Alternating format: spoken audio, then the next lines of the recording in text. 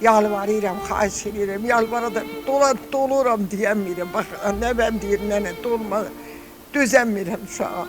Lap 50 qəpiyə də imkanı olan kömək istəyirik.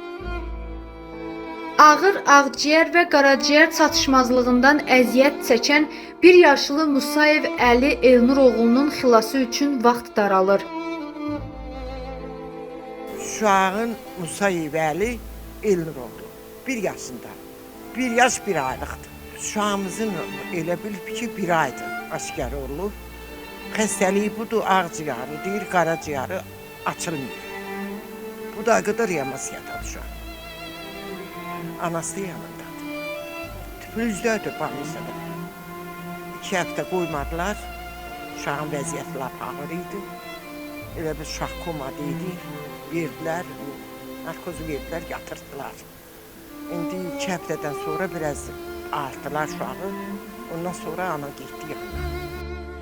Hazırda Tbilisidə həkim nəzarətində olan körpənin yaşaması üçün o mütləq bu bazar günü İstanbula çatdırılmalı və təcili əməliyyat olunmalıdır. Balaca Əlinin əməliyyat və müalicə xərcləri üçün ümumilikdə 70.000 ABŞ dolları tələb olunur.